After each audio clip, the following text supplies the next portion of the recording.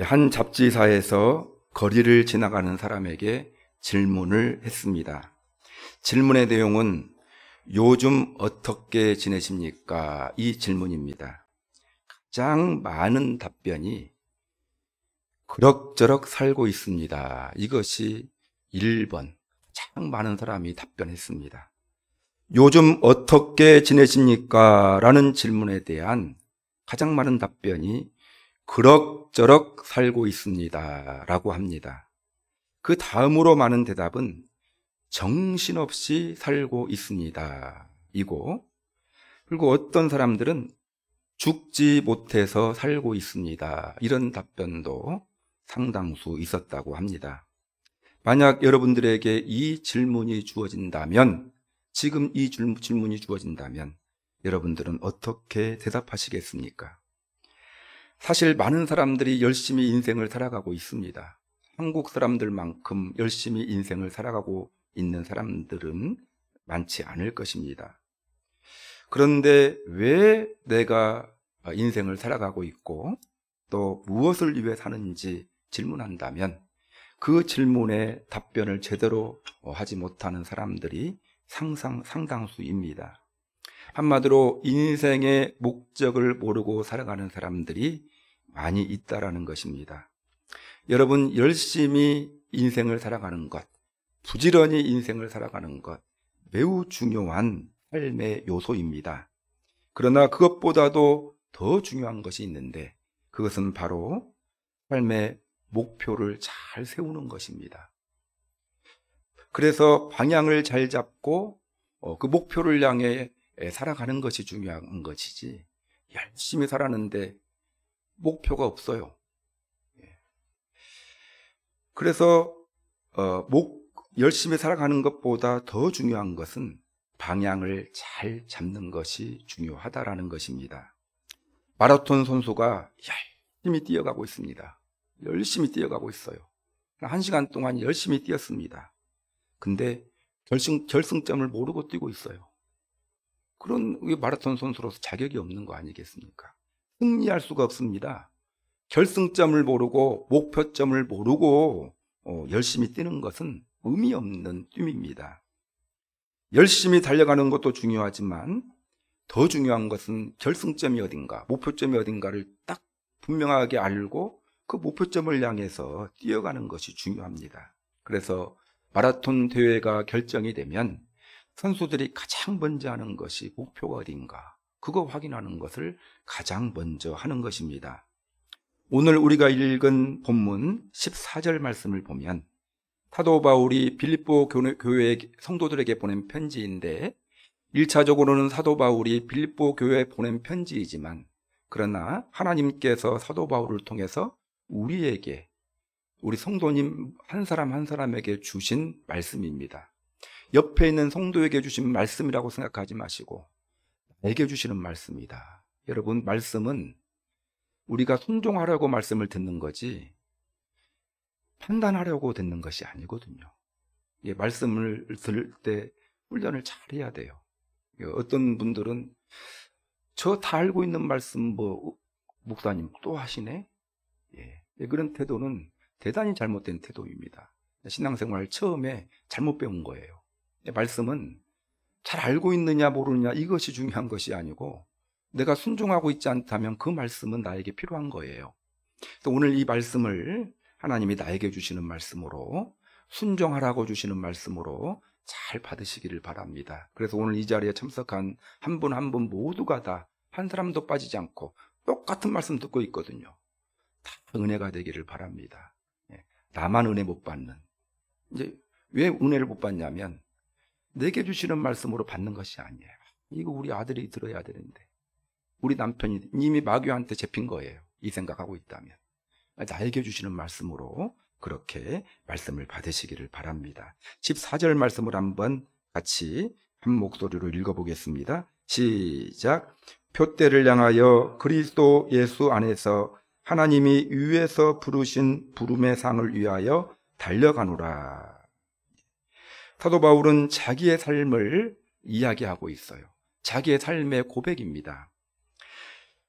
사도 바울은 지금 14절에서, 읽은 14절에서 자기의 삶을 표대를 향하여 달려가는 삶이다라고 규정하고 있어요. 내 삶은 표대를 향하여 달려가는 삶이다. 자, 사도 바울이 표대를 향하여 달려가는다라고 표현을 하였는데, 이것은 이 표대라는 것은 사도 바울의 인생 목표점이에요. 그러니까 사도 바울은 인생의 목표를 분명히 알고 있다라는 거예요. 사도 바울. 나는 인생의 목표를 분명하게 알고 있다. 그리고 그 목표를 향하여 달려가는 삶을 살고 있다라고 고백하고 있는 것입니다. 자, 마라톤 선수가 골인점을 향해서 한눈 팔지 않고 전력 질주하는 것처럼 사도 바울은 인생의 목적을 향해 최선을 다하는 삶을 살고 있다라고 빌립보 교회 성도들에게 고백하고 있습니다. 그런데 이는 사도 바울의 고백문만 오늘 읽었는데, 성경의 모든 인물, 특별히 성경에서 하나님께 귀하게 쓰임받았던 일꾼들의 공통적인 특징이 있다면 목적을 분명히 알고 목적에 부합하는 삶을 살았다라는 것입니다. 예를 들면 모세는요, 젊은 시절에 꿈을 다 접었어요. 40세 때. 그리고 80살에 이르기까지 평범하게 처가살이하면서 양을 치느며 살던 사람이었습니다. 이게 어떻게 보면 80세, 죽을 날만 보며 기다리며 살아가는 사람이었는데, 80세 된 어느 날 호렙산에서 하나님을 만나게 됩니다. 그리고 내 백성을 애굽 땅에서 가나안 땅으로 인도하라는 하나님의 말씀을 듣고 그 목표를 향해 전력을 다하는 삶을 살게 되었다. 목표는 사도 바울의 모세는 자기의 목표가 인생의 목표가 무엇인지를 분명히 알고 그 목표를 향해 또 40년 동안 120세까지 전력을 다하는 삶을 살았습니다. 베드로는요, 갈릴리 바다에서 어부로 살던 사람이었습니다. 고기 먹고 고기 잡아서 팔고 그렇게 살던 사람이었는데, 생명을 유지하기 위해서 하루하루 고기를 잡으며 평범하게 살던 사람이었는데, 어떻게 보면 아까 우리가 서두에 설문조사 했던 것처럼 그냥 그럭저럭 살던 사람이었습니다. 평범하게. 근데 예수님 만나고 난 다음에 삶의 목표를 분명하게 알게 되었습니다. 바로 사람 낚는 어부가 되는 일에 평생을 바쳤던 삶을 살았던 사람이 베드로입니다. 여러분, 이 이야기는요, 모든 신실한 사람 모두에게 적용이 돼. 기드온에게도 적용이 되고, 또한 야곱에게도 적용이 되고, 다 적용이 됩니다. 자, 우리 그리스도인들은 하나님의 사람들이죠. 하나님은 우리 그리스도인들이 인생의 목표가 무엇인지를 바로 알고 그 목적을 향하여 나아가는 그런 삶을 살아야 함을 강권하고 있는 거예요. 오늘 열심히 살아가는데 너 왜 열심히 살았어? 지금 그 질문을 하고 있는 거예요. 여러분, 지난 한 주간 열심히 살았는데 자, 무엇을 왜 열심히 사셨습니까? 그 목표가 분명한 그 목표를 가지고 있는지 우리가 생각해 봐야 되고, 목표가 없다면 오늘 목표를 세워야 됩니다. 모든 그리스도인들은 목표를 분명하게 알았기 때문에, 그리고 또 목표를 향하여 달려가는 목적 있는 삶을 살았기 때문에 그렇습니다. 여러분, 이러한 삶은 아브라함도 그랬고, 야곱도 그랬고, 기드온도 그랬고, 이사야도 그랬고, 예레미야도 그랬습니다. 여러분의 인생의 목표는 무엇입니까? 여러분들의 삶은 목적 있는 삶인지, 아니면 서두에서 말씀드린 그냥 그럭저럭 살고 있습니다. 옆에 있는 이웃집 사람이 그렇게 직장 다니며 살고 있으니까 나도 이웃집 사람처럼 그럭저럭 살고 있습니다. 정신없이 살고 있습니다. 정신없이. 요즘에 결혼식 막 이런 거, 여러분 노아 시대에 왜 그 사람들이 물로 수장된 줄 아십니까? 근본적인 원인은 죄 때문이지만요, 성경에 보면 그 결혼식 쫓아다니다가 그 방주에 못 들어가고 그랬다고 나와 있거든요. 결혼식하고 뭐 이런 거. 결혼식 가지 말라는 말이 아니에요. 여러분, 일상 너무 분주하게 정신없이 살아가다가 목표를 잃어버리고 그렇게 살게 되었다라는 것입니다. 자, 오늘부로 남은 인생이 얼마건 간에 목표를 분명하게 다시 한번 설정하고 점검하고 목적 있는 삶을 살아가는 이 자리에 앉아 계신 성도님들이 되시기를 주님의 이름으로 축원합니다. 자, 목적 있는 삶을 살기 위해서 우리가 힘써야 될 것이 있습니다. 세 가지로 한번 살펴보는 시간 갖겠습니다. 첫 번째로, 주님은 우리가 목적 있는 삶을 살기 위해서 주님이 나를 위한 계획을 가지고 계심을 알아야 한다. 주님은 나를 향한 계획을 가지고 있어요. 자, 따라서 하겠습니다. 주님이 나를 위한 계획을 가지고 계심을 알아야 합니다. 주님은 나를 위한 계획이 있어요. 저를 위한 계획도 있고요. 우리 성도님들 한 사람 한 사람을 향한 계획이 있어요. 한 사람 한 사람을 향한 뜻이 있어요. 하나님의 자녀로 부르신 계획이 있다라고 성경에서는 말하고 있습니다. 여러분 한 사람 한 사람을 통한 주님의 목적이 있다는 사실을 알아야 돼요. 그냥 나를 부르신 이유가 뭡니까? 왜 불렀습니까? 물어보면 하나님의 자녀로 삼으시기 위해서 천국 가게 하려고 영생 주시려고 부르셨죠. 이렇게 말하잖아요. 정답이에요. 그런데 그것만 위해서 부르신 것이 아니에요. 우리를 자녀로 부르셨지만 또한 일꾼으로도 부르셨어요. 나를 향한 뜻이 있어요. 나를 통해서 하시고자 하시는 계획이 있다는 사실을 여러분들이 알아야 돼요.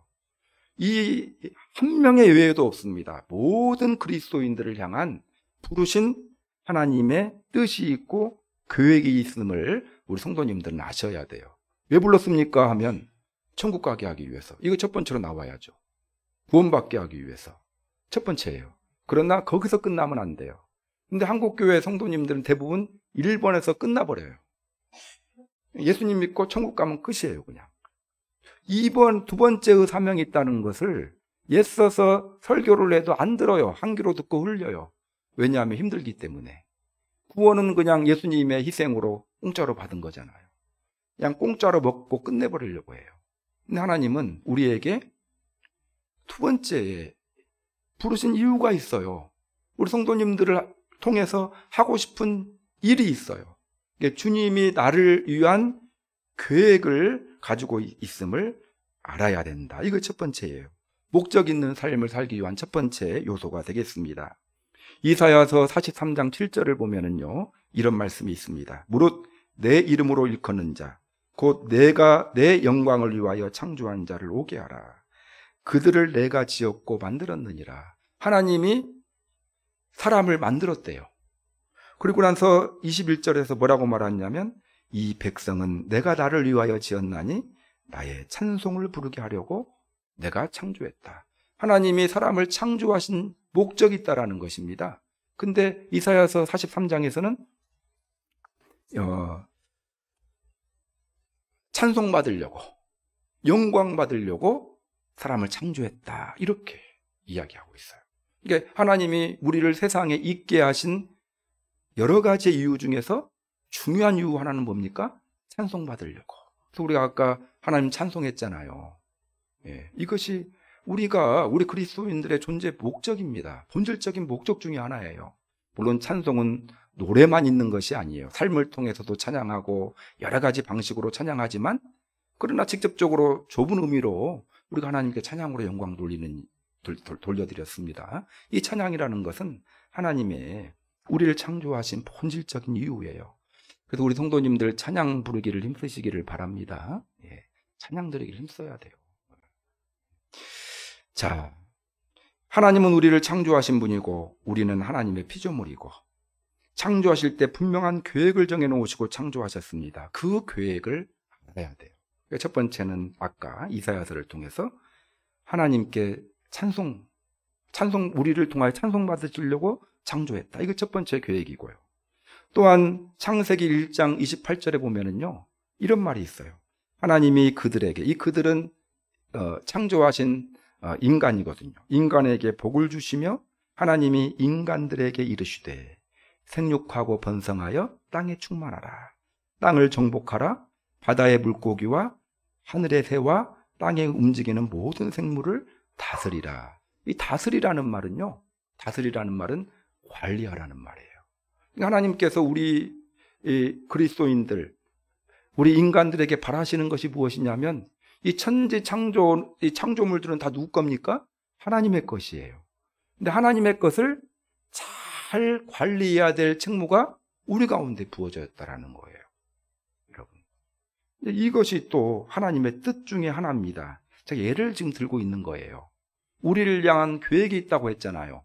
그러니까 우리를 통해서 찬송 받으시기를 원하시고 우리를 통해서 이 세상을 하나님은 잘 관리하고 다스리기를 원하시고, 또한 신약 성경에 보면 가장 분명하고 많이 나와 있는 것이 무엇이냐면 우리를 하나님의 자녀 삼기 위해서 부르셨고, 또한 우리를 통해서 다른 사람을 구원하게 하려고, 전도를 통해서 영혼을 주님께로 돌아오게 하기, 잃어버린 영혼들을 구원시키기 위해서 우리를 부르셨다. 나를 부르신 분명한 계획 중에 하나가 무엇입니까? 영혼 구원이에요. 특별히 여러분 주변에 있는 사람들, 아까 자녀들을 위해서 기도했잖아요. 자녀 구원은 누구 책임이냐면 부모 책임이에요. 여러분, 자기 역할은 뭐 감당도 안 해놓고 뭐 목사 탓하고, 저도 큰 책임이죠. 뭐 주변 사람 탓 입이 10개라도 할 말이 없는 거예요. 하나님이 나를 향한 계획이 있는 거예요. 여러 가지의 그런 뜻이 있다라는 것을 꼭 기억해야 됩니다. 자, 하나님이 나를 위한 계획을 가지고 계신다는 사실을 잘 깨닫고 발견하시기를 바랍니다. 어떤 계획이 있는가 제가 예를 들어서 지금 몇 가지 설명했는데, 그 계획들은 성경을 잘 읽어보고 설교 말씀을 듣다 보면 하나님이 나를 통해서 나를 부르신 계획이 이것 때문에 나를 부르셨구나. 그리스도인인 나를 통해서 하시고자 하시는 하나님의 뜻이 이거구나라는 것들을 우리가 깨닫게 됩니다. 자, 그 계획들이 있음을 꼭 알아야 돼요. 하나님은 나를 통해 하시고 싶은 일이 있습니다. 자, 그 일들 하고 계십니까? 하고 있죠. 일단 오늘 했잖아요. 아까 하나님 찬양하고 예배하고. 그렇지만 더 많이 우리가 해야 할 것입니다. 그 사실을 아는 것이 첫 번째고, 또한 목적 있는 삶을 살기 위한 두 번째 요소는요, 나를 향한 주님의 계획을 내 인생의 목표로 삼아야 됩니다. 아까 하나님이 나를 향하여 하시고 싶은 계획이 있다고 했죠? 나를 향한 주님의 계획을 내 인생의 목표로 삼아야 돼요. 이거 매우 중요합니다. 하나님의 계획을 나의 인생의 목표로 삼아야, 목적으로 삼아야 됩니다. 자, 오늘 본문 12절을 한번 읽어보겠습니다. 3장 12절 시작. 내가 이미 얻었다 함도 아니요 온전히 이루었담도 아니라 오직 내가 그리스도 예수께 잡힌 바 된 그것을 잡으려고 달려가노라. 여기서 보면은 오직 내가 그리스도 예수께 잡힌 바 된 그것이라고 표현되어 있죠. 좀 어려워요. 말을 좀 꼬아놔가지고. 사도 바울이 무엇이라고 표현하고 있냐면 오직 내가 그리스도 예수께 잡힌 바 된 그것을 잡으려고 쫓아가노라, 이렇게 표현되어져 있어요. 이게 사도 바울이 자기의 인생의 목적을 뭐라고 표현하고 있냐면 예수께 잡힌 바 된 그것이다라고 표현하고 있어요. 여러분, 사도 바울은 원래 예수님께 잡히기 전에, 우리 성도님들은 다 지금 예수님께 잡혔잖아요. 코가 깼다라는 거예요, 우리 성도님들은. 근데 코 깨기 전에, 제가 좀 속된 말을 써서 죄송하고요, 잡힌 바 되기 전에 예수님 믿기 전에 가졌던 사도 바울의 목표가 있었다라는 겁니다. 어떤 목표를 가지고 있었겠습니까? 짐작해 볼 수가 있어요. 사도 바울은 다소라는 고향이 다소라는 곳인데 예루살렘으로 왔는데 이 유대교 신자였어요. 아주 큰 꿈을 품고 예루살렘으로 유학으로 왔습니다. 그리고 유대교에서 철저히 헌신해서 당시 신흥 종교였던 기독교를 박해하는 데 앞장섰던 사람이고요. 또 그래서 유대교회에서 아주 총망받는 차세대 지도자였어요. 최고의 랍비가 되어서 한 시대를 풍미하겠다, 그런 야심을 갖고 있었던 사람이 사도 바울이에요. 아주 훌륭한 사람이었어요. 학벌도 좋고. 그랬던 사도 바울이 사도행전에 보면 다메섹으로 가다가, 다메섹으로 왜 갔습니까? 신흥종교 예수 믿는 사람들 잡아 가두려고, 핍박하려고 하다가 예수님을 만나게 됩니다. 그 순간 사도 바울이 온전하게 딱 붙잡히만 됐어요. 그냥 예수님 만나고. 그 전까지는 붙잡힌 바 되지 않았어요. 붙잡힌 바 되기 전에 사도 바울의 인생의 목표, 아까 말씀드렸어요. 붙잡힌 바 되었고 난 다음에 사도 바울의 인생 목표가 완전히 달라졌어요. 사도 바울을 부르신 하나님의 계획을 자신의 목표로 딱 삼습니다. 예. 자, 사도 바울은요, 이제 사도행전을 잘 읽어보면은 이방인 구원을 자기 인생의 목표로 삼아요. 딱 부름받고 난 다음에 하나님이 자기를 부르신 목적이 이방인을 전도하고 구원시키는 것이 자기를 부르신 뜻이라는 것을 딱 깨닫습니다. 그리고 그 하나님의 자기를 부르신 뜻을 자기의 인생의 목표로 삼게 되었다. 그리고 자기가 꿈꾸던 인생의 목표를 다 배설물로 여겼다, 이렇게 표현되어져 있어요. 성경에 고백하고 있습니다. 자, 그래서 여러분, 우리 그리스도인들은 분명한 인생의 목표를 가지고 있어야 돼요. 예, 목적을 가지고 있어야 돼요. 목적이 없으면 안 돼요. 목적이 분명해야 돼요. 그런데 그 목적이 주님의 계획에 부합한 목적이어야 됩니다. 그래서 이것이 이제 잘 안 돼요, 우리 한국교회 성도님들이. 자, 목표가 무엇입니까? 하면 자기 생각, 예수님 믿기 전에 자기 계획이, 예수님 믿고 난 다음에도 자기 인생의 목표가 되어져 있는 사람이 많아요. 우리나라에서 돈 최고로 많이 버는 것이 내 인생의 목표입니다. 예수님 믿기 전에도 그게 목표였는데, 예수님께 잡힌 바 되고 난 이후에도 변함이 없이 그것을 인생의 목표로 삼고 있는 사람들이 많은데, 그러면 안 된다라는 거예요. 사도 바울이 인생의 목표를 바꾸었다라는 거예요. 잡힌 바 된 것. 이것이 무슨 뜻이냐면, 이 주님께 붙잡힌 바 되어서 하나님께서 자기를 붙잡으신 뜻, 그것을 자기 인생의 목적으로 삼았다라고 그렇게 고백하고 있는 것입니다. 그래서 여러분, 인생의 목표를 잘 세우는 것은 중요하지만 인생의 목표를 잘 세워야 한다라는 것입니다.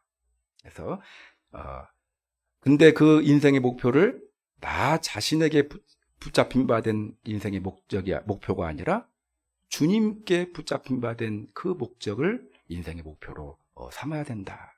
그래서 여러분, 목적이 이끄는 삶이라는 유명한 책이 있어요. 미국의 세들백 교회의 닉 웨레닌 목사님이라는 사람이 지은 책인데 아주 유명한 책입니다. 그 책 읽어보신 분도 있을 것입니다. 그래서 거기서, 그 책에서 그 닉 웨레닌 목사님이 이런 이야기를 많이 해요.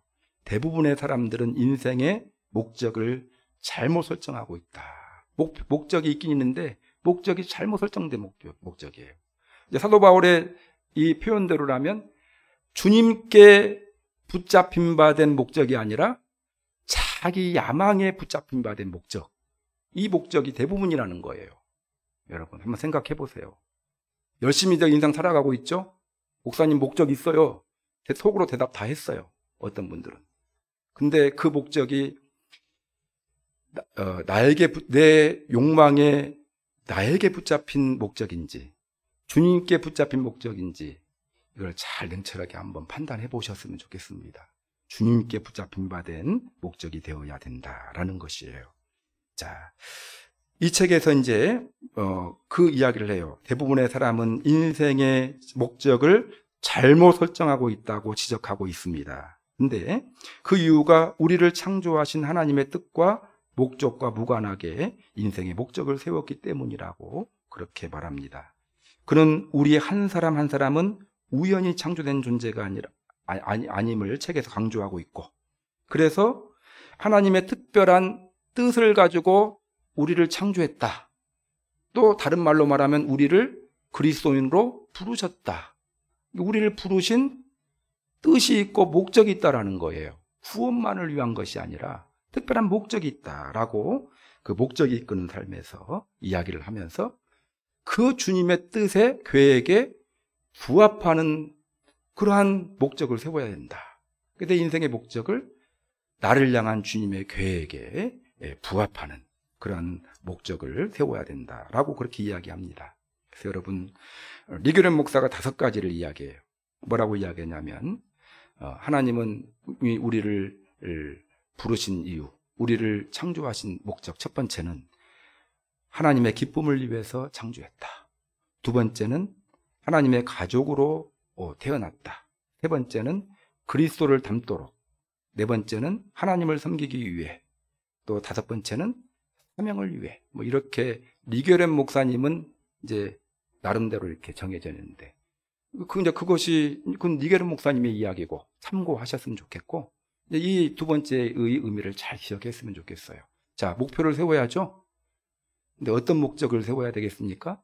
하나님이 나를 부르신 계획에 부합하는 목적을 내 인생의 목적으로 설정을 해야 된다라는 것입니다.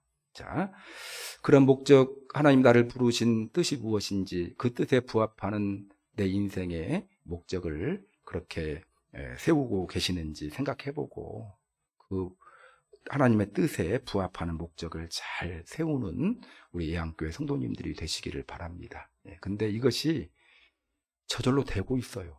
우리 성도님들. 지금 나도 모르게 설교 말씀 듣고 있잖아요.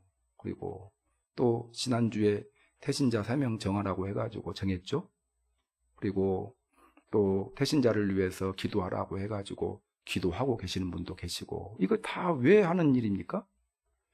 주님이 나를 부르신 목적이 여러 가지 중에 중요한 요소 중에 하나이기 때문에 그것을 정해가지고 우리가 지금 실천하고 있는 거예요. 나도 모르게 돼요. 근데 우리가 생각을 안 해봐서 그래요. 신앙생활 꾸준히 하고 우리가 하나님의 말씀 듣다 보면 나도 모르게 하나님이 나를 향하신 그 뜻, 바람이 내 인생의 목표가 되어져 있어요. 그걸 정리를 안 했을 뿐이에요. 그래서 하나님의 뜻을, 나를 향한 바람을 내 인생의 목표로 잘 설정하는 그런 여러분들이 되시기를 바랍니다. 그리고 세 번째는요. 자, 목표를 세웠어요. 자, 목적을 알았습니다. 주님의 뜻에 부합하는 목적을 딱 설정했어요. 그리고 가만히 있으면 될까요? 이제 힘써야 돼요. 목적을 가진 자다운 삶을 살기를 힘써야 합니다. 따라서 하겠습니다. 힘써야 합니다. 움직이지 않으면 되지 않습니다. 움직여야 돼요. 목표 설정까지는 잘 돼요. 근데 거기서 끝나버리는 경우들이 많아요. 열심히 우리는 노력해야 됩니다. 자, 우리 힘이 연약하다는 것을 알기 때문에 주님께서 우리에게 주신 선물이 있죠? 첫 번째는 성령님이라고 했어요. 우리 성령님에 대해서 여러 번 지금 몇 주 설교했잖아요. 두 번째는 교회라고 했어요. 교회. 나 혼자 안 되니까 같이 하는 겁니다. 예를 들면 전도하는 일, 하나님께서 나를 부르신 목적이잖아요. 근데 내 힘으로, 혼자 힘으로 안 되니까 같이 하는 거예요. 분위기를 만들어서 같이 하는 것입니다. 그래서 하나님 우리에게 이런 선물을 주신 이유는 힘쓰라고, 노력하라고, 목적에 부합하는 삶을 살라고 주셨다라는 것입니다. 자, 13절 말씀을 한번 같이 읽어보도록 하겠습니다. 시작. 형제들아, 나는 아직 내가 잡은 줄로 여기지 아니하고 오직 한 일, 즉 뒤에 있는 것을 잊어버리고 앞에 있는 것을 잡으려고, 이렇게 사도 바울이 표현하고 있어요. 그러니까 사도 바울은 자신이 어떻게 인생의 목표를 향해 달려가고 있는지를 지금 설명해 주고 있어요. 여러분, 목표를 설정하고 목적을 가진 자다운 삶을 살기를 힘써야 되는데, 그럼 어떻게 힘써야 될까? 사도 바울의 경험담을 13절에서 딱 이야기하고 있어요. 이 세 가지의 태도를 가지고 자기는 열심히 지금 목적을 향하여 목적을 가진 자다운 삶을 살기를 힘쓰고 있다. 이 세 가지의 태도가 13절에 딱 표현이 되어져 있습니다. 자, 첫 번째는요. 어떤 태도를 가지고 사도 바울은 지금 목적, 가진 자다운 삶을 살길 힘쓰고 있냐면 아직 잡은 줄로 여기지 않고 그래서 아직 잡은 줄로 여기지 않아야 됩니다. 이 말은 무슨 말이냐면 목표를 다 이루었다라고 생각하지 않아야 된다라는 말이에요. 자, 이러한 취지의 말은 12절에도 나와 있어요. 내가 이미 얻었담도 아니요 온전히 이루었담도 아니라. 자, 여러분, 사도 바울은 인생의 목표가 분명히 정해졌다고 했죠? 예수님께 잡히기 전에는 자기에게 잡힌 바 된 목적이 있었고, 예수님 만나고 난 다음에 예수님께 잡히게 된 목적, 그 목적이 무엇이라고 했어요? 하나님이 자기를 부르신 뜻을 자기의 목적으로 삼았어요. 그리고 잡히기 전에 그 설정한 목표를 배설물로 버려버렸다라고 나와 있어요. 그러고 난 다음에 힘써서 지금까지도 그 목적을 이루기 위해서 힘쓰고 있다. 자, 근데 어떤 자세를 가지고 있냐면 다 이미 얻었담도 아니요 온전히 이루었담도 아니라. 이 말은 무슨 말이냐면요, 목적을 다 이루었다고 생각하지 않는 자세예요. 이런 자세가 매우 필요합니다. 여러분, 학자들은 지금 빌립보서를 쓰고 있을 때 나이를 65세로 이렇게 추정을 합니다. 65세. 자, 65세면 많은 나이입니까? 적은 나이입니까? 이 당시에 많은 나이죠. 많은 나이예요. 아주. 감옥에 갇혀서 인생의 마지막을 지금 위해 준비하고 있을 때인데, 이 정도 나이 되면요 이제 이 정도면 됐다, 이 말을 할 정도 때가 됐어요. 그러니까 이미 얻었다, 뭐 이런 정도 말할 수 있어요.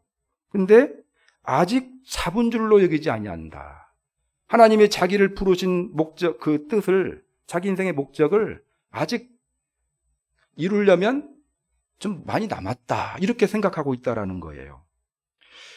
여러분, 그래서 우리가 이제 그 주님 인생의 목표를 향하여 열심히 힘써야 될 때 어떤 자세를 가져야 되냐면 목표를 이루려면 아직 많이 남았다, 이런 생각을 하시기를 바랍니다.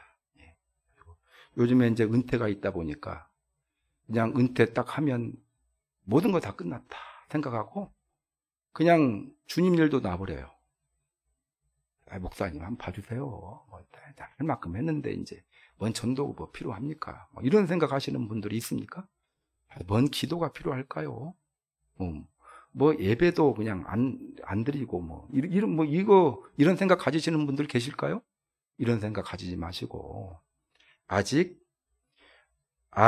잡은 줄로 여기지 않았다라는 태도를 우리가 사도 바울로부터 배워야 한다라는 것입니다. 자, 언제까지? 주님 나라 가는 그 날까지 열심히 목표를 향하여 나아가다가 주님 나라 가는 거예요.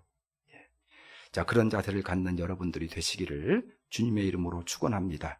자, 그리고 두 번째, 사도 바울은 어떤 자세를 가지고 힘썼냐면 뒤에 있는 것을 잊어버렸다라는 거예요. 자, 따라서 하겠습니다. 뒤에 있는 것을 잊어버려야 합니다.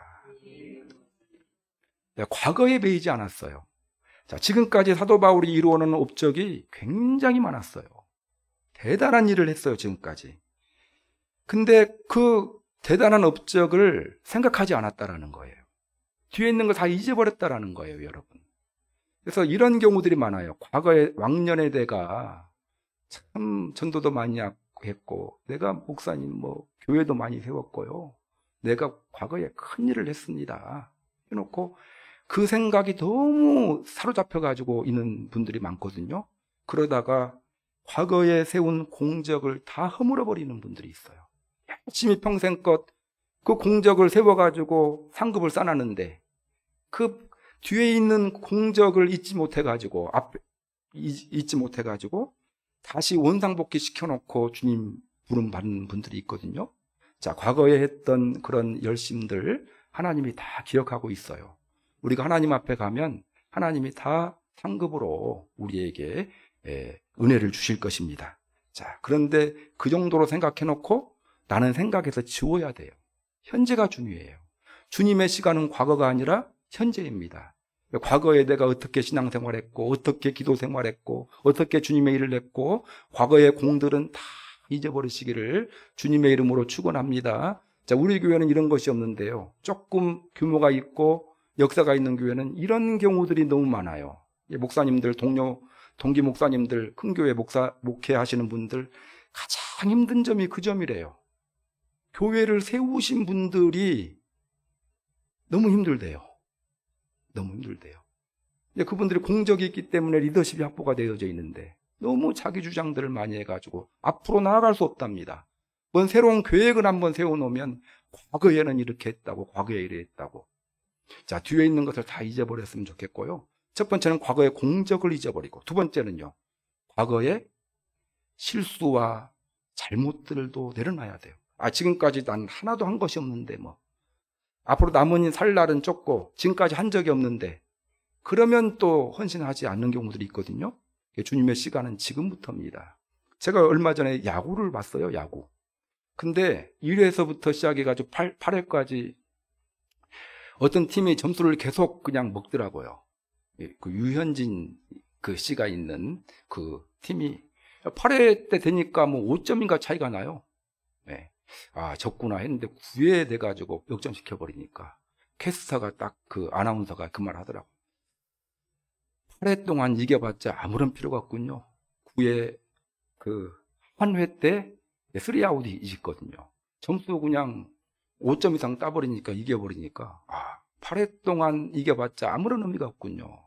여러분, 지금껏 여러 가지 부족함이 있어도 아무런 상관이 없어요. 앞으로 남은 인생 충분합니다. 뒤에 있는 걸 생각하지 말고 현재에 충실하시고 목표를 바라보고 정진하는 그런 여러분들이 되시기 바랍니다. 사도 바울은 항상 뒤에 있는 것을 생각하지 않고 자기는 목표를 향해 달려갔다라는 거예요. 세 번째는요, 이제 너무 뻔한 거예요. 앞에 있는 것을 향해 달려가야 됩니다. 다시 하겠습니다. 앞에 있는 것을 향해 달려가야 됩니다. 자, 이것은 목표를 바라보고 앞으로 할 일을 생각하면서 했다라는 거예요. 지금까지 과거를 생각하지 않고 앞에 있는 것을 향해 달려갔다. 여러분, 육상 선수가 결승점을 향해 달려가는 모습 우리가 한번 생각해 보시기 바랍니다. 앞을 향해 달려가야지 옆을 향해 가면 되겠습니까? 앞을 향해서.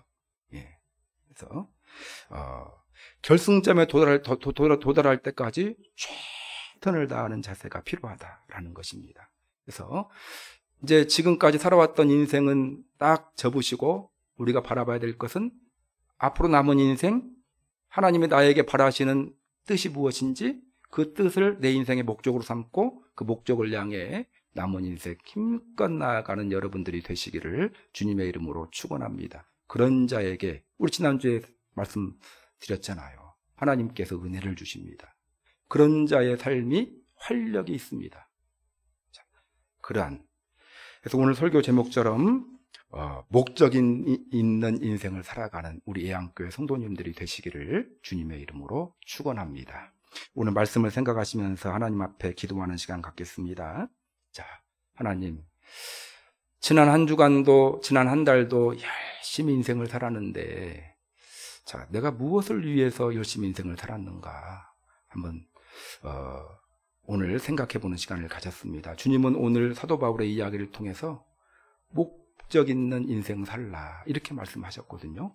하나님, 내가 지금까지 목적이 불분명했다면 목적을 바로 세우는 그런 시간들을 갖고, 또한 특별히 목적을 세울 때 하나님이 나를 부르신 나를 향한 뜻이 무엇인지를 생각해보고 그 하나님의 뜻을 내 인생의 목표로 잘 설정하고 그 목적을 향해 열심히 나아가는 그러한 앞으로 남은 인생이 되게 해주시고 오늘 이후의 삶이 되게 해달라고 기도했으면 좋겠고, 또 오늘 사도 바울이 힌트를 준 것처럼 힘쓸 때 목적을 어느 정도 이루었다 이런 생각이 아니라 아직도 남아있다라는 생각을 가지고 과거의 공이나 과는 생각하지 말고 앞에 있는 목적만 생각하고 열심히 정진하는, 주님의 뜻을 향하여 정진하는 그런 인생 되게 해 주옵소서. 성령님 도와주시고 그래서 살아계신 하나님을 깊이 경험하는